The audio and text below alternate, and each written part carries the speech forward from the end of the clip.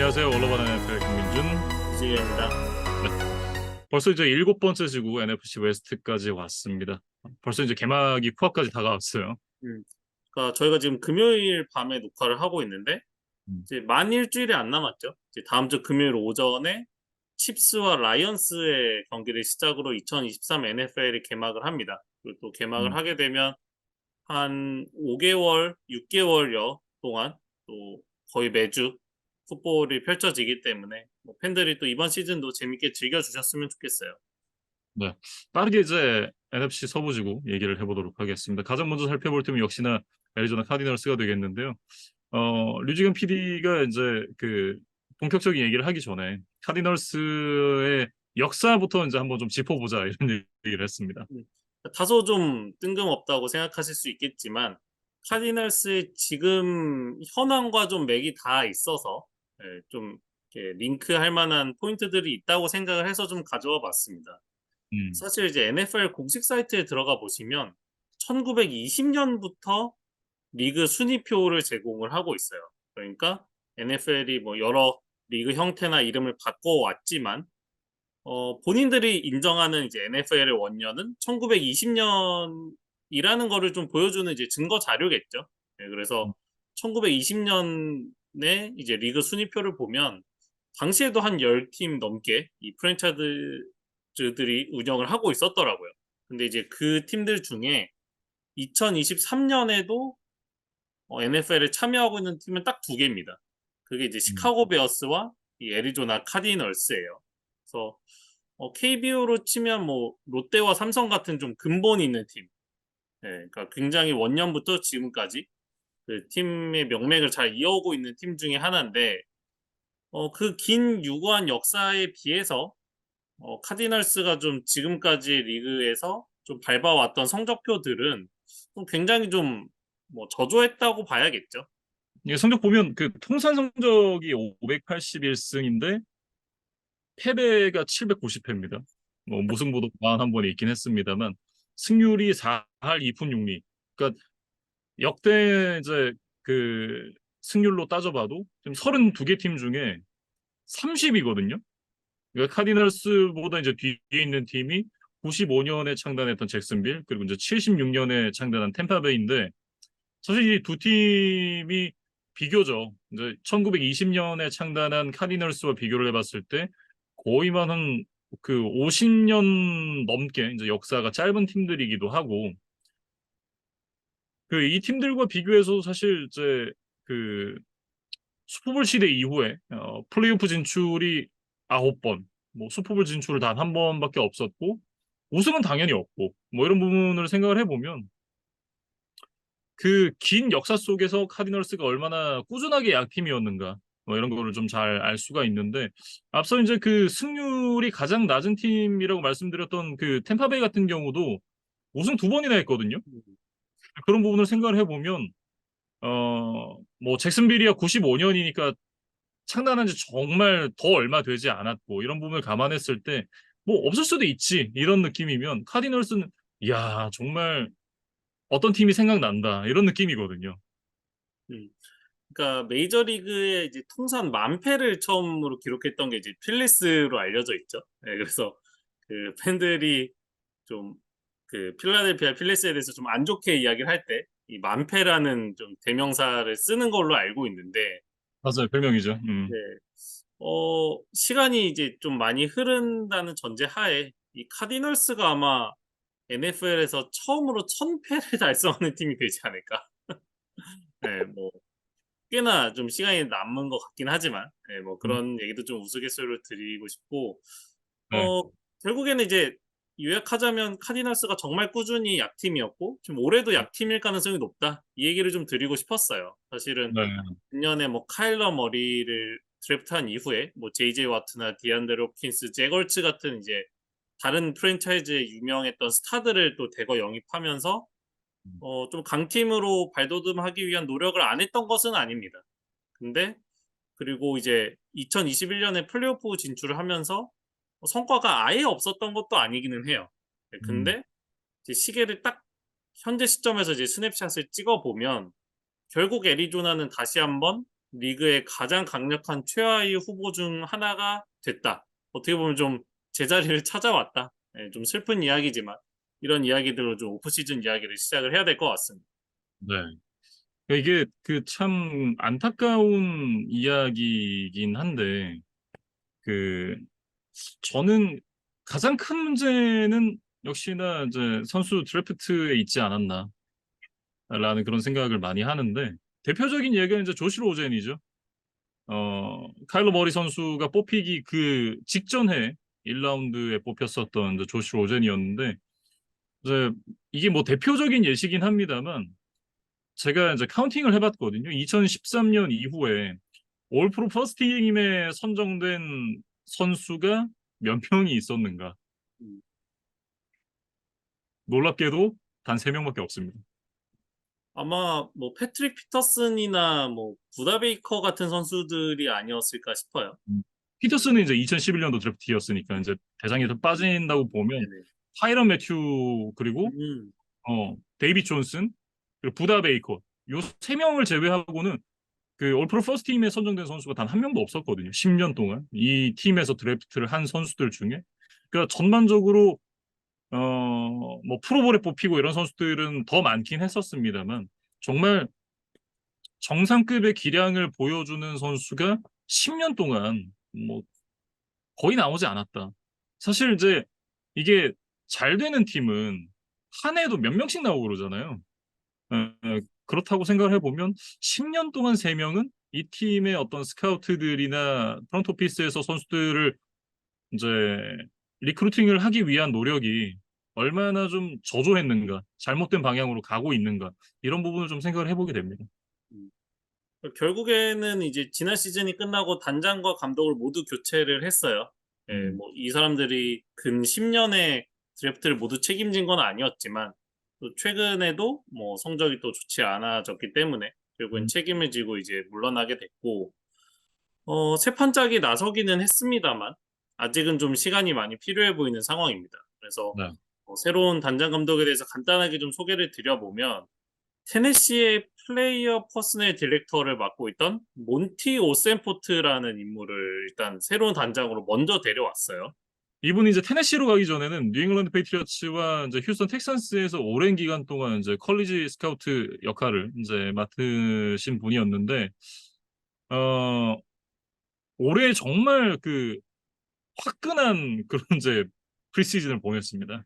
음, 그러니까 거의 뭐 이전 집주인이 나가고 새로운 집주인이 와서 뭐 집안에 있던 뭐 가구나 뭐 쓰레기들을 좀 확 대거 정리하는 좀 그런 모습과 좀 닮아 있었다 이렇게 좀 봐야겠어요. 그래서 네. 어 뭐 여러 드래프트 픽도 또 이제 팔면서 내년 드래프트에 1라운드 2장, 2라운드 1장, 3라운드 3장을 보유한 좀 큰 손이 음, 됐거든요. 그래서 아마도 좀 내년 드래프트를 할 때쯤이 되면 이 카디널스가 좀 많은 주목을 받게 되지 않겠느냐? 뭐 이런 전망들이 또 있더라고요. 네. 그리고 이제 그 새로운 단장과 함께 새로운 감독까지 데리고 왔다라고 얘기를 했었는데, 조나단 게넌이 이제 신임 감독으로 사령탑에 앉게 됐습니다. 근데 여기 과정이 사실 이게 그 못하는 구단들은 이런 것도 참 못한다라는 생각이 많이 들어요. 이게 야구 중계를 하면서도 보면 저 한창 메이저리그 중계하던 시절에 게임 노트라고 있거든요. 음, 이제 그 게임 노트 안에 보면 뭐 최근에 이 선수들의 어떤 어 최근 근황들, 어떤 기록들 뭐 이런 부분에 대해서 굉장히 세세하게 정리가 잘 돼 있는데 야구를 잘하는 팀들은 게임 노트도 잘 만듭니다. 그리고 음, 그 팀 운영을 못하는 팀들, 단순히 이제 성적뿐만이 아니라 팀 운영을 잘한다고 평가를 받는 팀들 있잖아요. 예를 들면 뭐 다저스라던가 이런 팀들이 게임 노트 정말 잘 만드는데 그 평소에 운영 못하기로 유명한 이제 그 모 팀들 같은 경우에는 게임 노트도 정말 아, 보면 이제 그지 같다라는 이제 그런 표현을 쓰게 될 정도로 정말 이런 여러 가지 부분에서 많이 모자라는구나 이런 생각이 드는 팀들이 있거든요. 근데 카디널스가 딱 그렇습니다. 이게 감독을 데리고 오는 과정에서도 이 오센포트 단장이 그 조나단 게논에게 전화를 한 기간이 리그에서 이제 템퍼링을 금지하는 그런 기간이었다고 해요.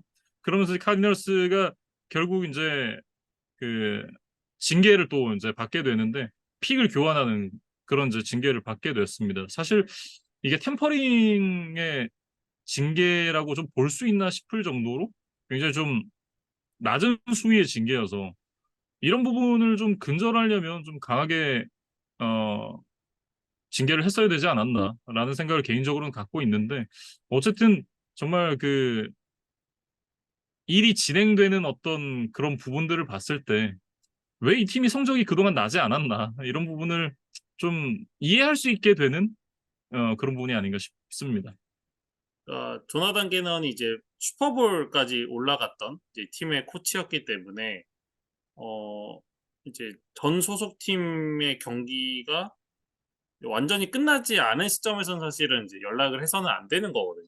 근데 이제 음, NFC 컨퍼런스 챔피언십에서 승리한 다음 날 이제 전화를 한 것이 결국 발각이 되면서 징계를 받게 됐고 3 라운드 66번 픽을 내주는 대신에 3 라운드 94번 픽과 내년도 드래프트 5 라운드 픽을 받는 요런 내용의 이제 징계를 받게 됐어요. 근데 음, 말씀해 주신 대로 저도 좀 약한 수위이지 않았나. 네, 그리고 이글스에 대한 보상도 결국 그렇게 크지는 않았다고 좀 보여지거든요. 그래서 좀 이번 일을 계기로 조금 더 이제 규정이 좀 강화가 되면 좋겠다. 뭐 개인적으로는 그렇게 생각이 들고 어쨌든 뭐 다 차치하고서라도 오세포트 단장이 뭐 이 규정을 얼마나 알고 있었는지는 잘 모르겠어요. 근데 뭐 알고 있었든 모르고 있었든 간에 이 조나단 게넌이라는 인물을 굉장히 좀 데려오고 싶었다는 절박함은 좀 느껴졌다. 네, 뭐 이렇게 음, 좀 정리를 해야 될 것 같고 그래서 네. 이제 게넌에 대해서 좀 살펴보면 이제 이글스의 디펜시브 코디네이터로 유명한 인물이지만 그전에도 뭐 펠컨스라든지 타이탄스, 바이킹스, 콜츠 등 이제 다양한 NFL 팀들에서 이제 수비 쪽 코칭 커리어를 이제 한 15년 가까이 밟아왔던 인물이에요. 그리고 이제 21년에 처음으로 이글스에서 이제 디펜시브 코디네이터까지 승진을 했고 또 빠르게 2년 만에 이제 감독이라는 어떻게 보면 가장 높은 자리에 좀 올라선 인물이라고 봐야겠죠. 음. 근데 이제 그 있는 집에서 성적을 내는 것과 음. 없는 집에서 이제 살림을 새로 꾸려야 되는 거는 좀 그 다른 능력이 요구가 되는 부분이잖아요. 근데 그런 부분을 조나단 게넌 신임 감독이 새롭게 잘 해낼 수 있을 것인가? 이 부분은 뭐 앞으로 저희가 좀 지켜봐야 될 부분이 아닌가라는 생각이 개인적으로 좀 들고 좀 골치가 많이 아플 것 같다라는 생각이 들어요. 왜냐하면 이제 쿼터백 이슈가 또 있는 애리조나 카디널스인데 사실 그 저희가 한국계 선수기 때문에 이제 카일러 머리 선수를 그동안 굉장히 많이 응원을 해왔습니다만 뭐 여러 이제 멘탈적인 이슈라던가 뭐 이런 부분이 있다는 거를 인정하지 않을 수는 없고 예. 그리고 그 최근 이제 PUP 리스트에 또 이름이 올라가면서 뭐 한 최소 4주 정도는 결장을 하는 것이 좀 확실해졌습니다. 뭐 이런 상황 속에서 그 시즌 초반의 쿼터백은 누가 나설 것인가. 이런 부분 때문에 조나단 게넌 감독이 굉장히 좀 골치가 썩을 것 같다라는 생각이 드네요. 음. 그러니까 카일러 머리에 대한 기대치가 워낙 높기 때문에 그러니까 저희가 한국계 선수라는 점도 있겠지만 일단 드래프트 전체 1번 픽의 쿼터백이고 또 엄청난 규모의 지금 대형 연장 계약을 맺은 선수잖아요. 근데 이제 그런 거에 비해서 워크 에식이라던가 이런 것들이 굉장히 아쉬웠고 또 최근에는 또 부상까지 이제 연달아 당하면서 뭐 경기에 나서는 것 자체에 또 지금 어려움을 겪고 있기 때문에 카디널스 입장에서는 좀 굉장히 곤란한 상황이 됐다고 봐야겠어요. 네, 그래서 어 정말 팀의 미래를 길게 맡겨도 되는 선수인지에 대한 의구심을 이제 좀 품을 때가 됐다. 예. 음, 어떻게 보면 좀 그런 이야기들이 나올 시점도 좀 이제 슬슬 되는 것 같다라는 또 우려 뭐 혹은 걱정 이런 생각들을 좀 들고 결국에는 뭐 머리가 없을 때마다 나와서 쏠쏠한 활약을 해 주던 사실 콜트 맥코이라는 쿼터백이 있었는데 어찌 된 일인지 이 콜트 맥코이를 또 최근에 방출을 했어요. 예, 그래서 조나단 게넌 감독은 뭐 이제 훈련 기간이나 뭐 프리시즌 이런 데서 이제 성과들을 기준으로 이제 평가를 했다고 이야기를 했지만 글쎄요, 뭐 팀에 이렇다 할 믿을 만한 쿼터백이 없었던 상황에서 맥코이를 굳이 방출할 이유까지 있었을까라는 생각은 좀 들었습니다. 그러면서 지금 팀의 뎁스 차트를 보면 5라운드에 뽑은 신인 클레이튼 튠이라는 이제 쿼터백이 있지만 뭐 드래프트 라운드라든지 이 선수의 연차와 경험을 감안하면 당장 선발로 내기 좀 어려운 점이 있고 조슈아 dobs라는 선수를 이제 지금 넘버 원으로 올려놓고 있는데 이 dobs에 대한 뭐 클래스 뭐 이런 이 선수의 능력 장단점 이런 거를 평가하기 전에 이 선수를 지금 8월 24일에 영입을 했다는 것 자체가 좀 과정이 좀 납득이 되지 않는다. 그러니까 이게 네, 게임이 아니잖아요. 예, 그렇죠. 그냥 뭐 80 정도의 능력치를 가진 선수를 데려다가 뭐 팀의 주전 쿼터를 맡기면 그냥 80만큼의 아웃풋이 나오는 이런 게 아닙니다. 음, 그러니까 팀 스포츠이기 때문에 오랜 기간 뭐 서로 플레이북을 익히고 또 눈에 보이지 않는 호흡들을 맞춰서 모든 팀들이 나오는데 그렇게 호흡을 맞추고 나와도 실전에서 잘 안 풀리는 게 정말 부지기수거든요. 근데 이제 음. 정말 많은 변수가 있는 게 이 NFL 게임인데 글쎄요, 뭐 아주 뭐 탑 클래스의 선수도 아닌 이 조슈아 dobs를 지금 8월 24일에 데려와서 9월 뭐 초중순에 있는 개막전에 투입을 한다. 좀 네, 쉬 납득하기는 좀 어려운 상황입니다. 카일러 머리가 나오지 못할 것을 이미 알고 있었고, 뭐, 맥코이가 마음에 안 들면 좀 더 빠르게 정리를 하고 다른 선수를 데리고 오는 과정이 좀 선행적으로 이루어졌어야 하지 않았나 그런 생각이 드는데 처음이다 보니까 이제 그 좀 정신이 없었을 수도 있다라는 생각이 들기도 하지만 역시나 이제 아쉬운 건 어쩔 수 없는 것 같습니다. 그러니까 뭐 팀의 내부 사정까지는 이제 저희가 정확하게 모르겠어요. 근데 뭐 이런 생각도 들더라고요. 이왕 늦었으면 차라리 지금 패트리어츠에서 방출된 베일런 제피를 빠르게 지금 데려와서 세우는 게 아, 차라리 낫지 않겠느냐라는 생각도 들었습니다. 베일리 근데 제피가 이제 그 방출이 컷이 됐다가 그 컷데이에 컷이 됐다가 다시 이제 그 프랙티스 스쿼드로 이렇게 계약이 됐는데 물론 이제 그 액티브 로스터에 넣으면서 데리고 오면 뭐 데리고 올 수 있겠습니다만 뭐 지금 데려가서 뭔가 새롭게 쓰기에는 어, 이것도 사실은 좀 복불복이긴 하거든요. 네, 그렇기 때문에 글쎄요, 뭐 그런 도박을 굳이 카디널스가 할 필요가 있을까 싶은 생각이 또 들기는 합니다. 그래서 일단은 뭐 머리가 없는 동안에 dobs로 좀 출발을 하는 모양새인데 뭐 지난 시즌에 이제 라이언 테너힐이 부상을 당했을 때 테네시에서 잠시 모습을 드러내기도 했었어요. 근데 음, 뭐 NFL에서 이렇다 할 족적을 남긴 선수라고 보기는 좀 어렵습니다. 그래서 뭐 과연 어떤 모습, 그러니까 지금 팀의 다른 포지션들도 이렇게 강하지 않은 상황에서 dobs가 얼마나 버텨줄 수 있을지가 좀 시즌 초반의 관전 포인트가 될 것 같아요. 네. 그리고 이제 그 러닝백 쪽으로 좀 넘어가 보면 제임스 코너가 여전히 뭐 팀에 남아있긴 합니다만 백업이 좀 마땅치 않다라는 생각이 들거든요. 지금 넘버 2의 이름을 올리고 있는 게 지난 시즌 6라운드에 뽑은 신인급 선수인 이제 잉그램이에요. 그래서 뭐 드래프트 당시의 평가를 뭐 제가 찾아보니까 뭐 패스캐치 쪽에 장점이 있는 선수다 뭐라는 이제 이야기들은 있던데 지난 시즌 1년을 이제 프로에서 뛰었음에도 불구하고 뭐 이렇다 할 존재감을 드러내는 데는 좀 실패를 했던 자원입니다. 그리고 음, 지금 뭐 머리가 있는 상황도 아니고 dobs가 또 초반을 끌어가야 하는 상황에서 뭐 패스캐치의 장점 있는 러닝백이 얼마나 활용도가 있을까라는 좀 생각은 들어요. 네. 그리고 뭐 리시버 쪽도 사실은 전력이 좀 누수가 크다라고 얘기를 해야 될 것 같은데 디안드re 홉킨스가 이제 팀을 떠나면서 공백이 있는 상황인데 보강이 딱히 없었습니다. 음.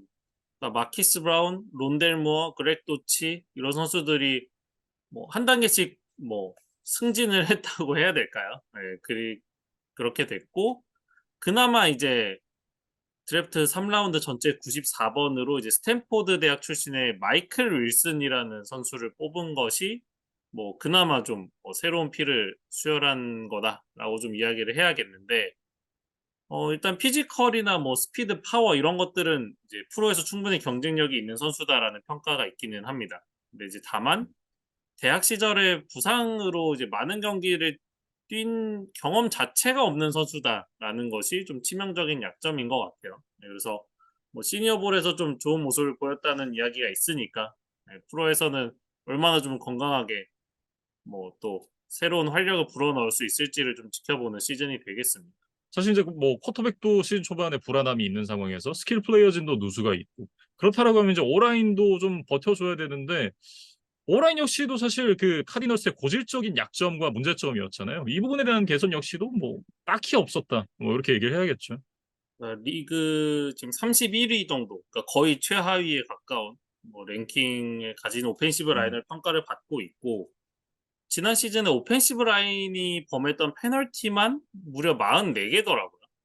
그러니까 음. 거의 경기당 3개에 가까운 한 2.5개 정도 되나요? 뭐 엄청난 페널티들을 범하면서 뭐 공격진에게 오히려 이제 부담을 줬던 오펜시브 라인이 되고 말았고 지난 시즌 로스터와 비교하면 뭐 DJ 험프리스, 윌 에르난데스, 그러니까 레프트 태클과 라이트 가드는 이제 뭐 자리를 지키고 있지만 뭐 리그 전체적으로 봤을 때 뭐 아주 탑 클래스 선수들이라고 보기는 당연히 어려운 상황이고요. 음. 나머지 선수들을 이제 뭐 여러 형태로 영입을 하면서 좀 변화를 가져갔지만 뭐 대단히 인상적인 자원은 솔직히 없습니다. 그러니까 뭐 센터에 덴마크 태생의 이제 옐테 프로홀트와 2년 계약. 근데 이 선수는 지금 프로에서 선발 경험이 6경기밖에 없어요. 그리고 레프트 가드는 이제 펠컨스에서 뛰었던 엘리자 윌킨슨과 1년 계약. 그리고 라이트 태클에 뭐 1라운드 전체 6번으로 이제 페리스 존슨 주니어를 영입한 것이 그나마 좀 뭐 기대를 해볼 만한 포인트다. 네, 뭐 그런 정도로 좀 말씀을 드려야겠습니다. 사실 이제 그 단장이 처음으로 이제 이 자리를 잡은 이후에 가장 처음 뽑는 선수에 대한 기억이 좀 오래 가잖아요. 이 단장의 첫 선택은 누구였다. 뭐 이런 것들. 자, 이런 것들을 생각해 봤을 때, 존슨의 성공적인 안착이 또 오센포트 단장의 앞길에 있어서 상당히 좀 중요하지 않나라는 생각이 들고, 이 선수가 뭐 운동 능력이라든지 민첩한 풋워크 뭐 이런 부분들을 바탕으로 럼블락이나 패스 프로텍션 뭐 이런 부분들이 다 좋다라는 평가가 있긴 합니다만 뭐 파워에 대한 부족 뭐 이런 부분이 지적이 되고 있고 이 선수가 이제 대학 시절에 레프트 태클과 이제 라이트 가드 자리에서만 뛰었기 때문에 라이트 태클 자리에 적응할 수 있을까? 이 부분은 사실은 아직 좀 미지수긴 합니다. 음. 어, 아버지였던 이제 페리스 존슨 시니어도 사실 그 애리조나의 드래프트를 받았었던 그런 이제 전례가 있었는데 사실 이제 프로 생활은 그렇게 성공적이진 않았거든요. 예, 그렇게 생각을 해보면 아버지의 몫만큼 이 선수가 좀 해줘야 된다. 이렇게 좀 정리를 할 수 있을 것 같습니다. 아버지의 좀 명예를 회복할 기회를 좀 잡았다고 봐야겠죠. 그래서 사실 애리조나가 이제 원래 네. 3번 픽을 가지고 있었는데 이거를 이제 팔아서 뭐 내년에 더 많은 드래프트 픽을 얻은 상태고 당초 이제 12번으로 내려갔다가 다시 6번으로 올라와서 이 페리스 존슨 주니어를 뽑은 거였어요. 예, 그래서 어쨌든 오펜시브 라인 음, 보강에 대한 인식, 니즈 이런 것들은 좀 확실히 있었고 뭐 오펜시브 라인 선수들 중에서 가장 높은 평가를 받고 있었던 페리스 존슨을 뽑은 것 자체는 어쨌든 뭐 과정은 좀 납득할 수 있는 그런 드래프트였다. 물론 결과는 음, 지켜봐야겠지만 그렇게 좀 말씀을 드리고 네. 싶고 수비 쪽으로 넘어가 보면 일단 JJ 와트가 은퇴를 했습니다. 근데 뭐 이거는 좀 뭐 팀이 제어할 수 있는 변수는 아니었던 것 같고 그 밖에도 이제 기존에 있던 자원들 중에 어떤 팀의 장기적인 미래에 뭐 코어로 좀 생각되지 않았던 뭐 그런 평가를 받고 있는 선수들은 좀 과감히 정리를 하는 그런 모양새였어요. 네. 이게 그 주전급으로만 활용됐던 선수들만 봐도 뭐 앨런이라든지 뭐 아이자 시몬스, 마커스 골든, 바이런 머피 이런 선수들이 좀 팀을 다 떠났고 어 아이자 시몬스 같은 경우에는 1라운드 전체 8번 픽이었잖아요. 근데 이 선수가 7라운드 한 장의 자이언츠로 넘어왔습니다. 이것도 이제 굉장히 최근에 있었던 일이었고, 또 많은 뭐 언론이나 팬들이 좀 충격적으로 받아들였던 소식 중에 하나였죠. 네, 그래서 뭐 오센포트 단장의 뭐 변을 좀 들어보면 일단 나름 오랜 시간 지켜본 뒤에 뭐 심사숙고해서 내린 결정이었다. 이제 절대 즉흥적인 이제 판단이 아니었고, 이미 사실 트레이드가 되기 이전에 시몬스의 5년차 옵션을 실행하지를 않았어요. 이제 그러면서 뭐 23 시즌에 카디널스와 함께 했다 하더라도 이번 시즌이 끝나면 이제 FA가 되는 상황이었거든요. 그래서 물론 뭐 이번 시즌 시몬스가 카디널스에서 뛰었다면 어떤 모습을 보였을지는 뭐 결과적으로 이제 아무도 알 수 없는 미스터리로 남게 됐지만, 일단 팀은 뭐 이번 시즌이 끝나고 시몬스와 연장 계약 의사가 없었을 가능성이 높죠. 그렇죠. 그렇다고 한다면 그냥 FA로 내보내는 것보다, 그리고 뭐 당장 우리가 뭐 올해 성적을 낼 것도 아니고 뭐 시몬스가 꼭 있어야 되는 상황도 아니다, 이렇게 판단을 했다면 정말 최소한의 대가라도 받고 넘기자라는 선택을 한 것으로 보여요. 그러니까 저는 지금 뭐 샘포트 단장을 뭐 옹호하거나 이런 논지로 말씀드리는 건 아니고, 카디널스 수뇌부의 어떤 의사결정이 나오게 된 과정, 이런 것들을 좀 합리적인 추론을 해보는 뭐 그런 음. 이제 내용을 좀 설명을 드리고 싶었습니다. 뭐, 어쨌든 그 중심을 이루던 선수들이 대거 떠난 상황에서 뭐 새롭게 온 선수들이 아예 없는 건 아니지만 그래도 뭐 플러스보다는 마이너스가 확연하게 크기 때문에 사실 뭐 JJ 와 선수가 예상 못한 은퇴였다라고는 하지만 어쨌든 JJ 와서의 공백도 메우진 못했거든요. 그 이외에 뭐 다른 선수들이 모두 이제 떠나면서 그 부분에 대한 이제 공백이 굉장히 좀 크게 느껴지는 카디널스고 뭐 글쎄요. 뭐 영입이 없진 않았습니다만 역시나 올해는 성적을 내기 어렵겠다. 전반적으로 봤을 때 가장 유력한 그 NFL 드래프트 1라운드 전체 1번 픽 후보가 아닌가. 뭐 그런 생각이 좀 드네요. 그러니까 뭐 디펜시브 태클 카를로스 와킨스와 1년 계약, 또 미들 라인베커 카이지로 화이트와 2년 1,000만 달러 계약, 그리고 이제 드래프트 2라운드 전체 41번으로 엣지 러셔 이제 아지즈 오줄라리 친동생인 BJ 오줄라리를 뽑은 것 정도가 이제 주전 라인업에 올라올 만한 선수들의 뭐 변화였다고 봐야겠죠. 그래서 음. 뭐 오줄라리 이야기만 조금 해보면 될 것 같아요.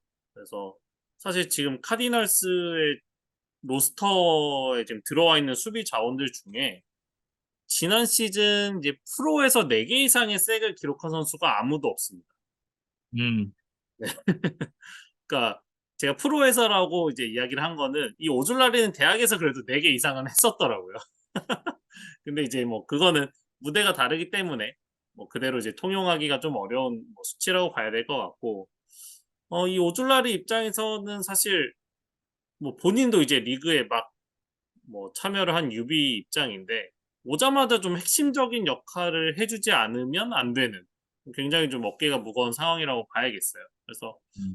어 굉장히 이제 민첩하고 뭐 패스러시를 들어가는 스킬 이런 것들 이제 뛰어나고, 또 뭐 플레이 액션 상황에서 상대가 뭐 패스를 할지 러싱을 할지 좀 빠르게 캐치해서 대응을 잘한다, 이런 장점들이 있기는 한데, 이것도 이제 좀 동료 선배들이 좀 잘 받쳐주는 가운데서 또 본인이 빛을 낼 수 있는 거잖아요.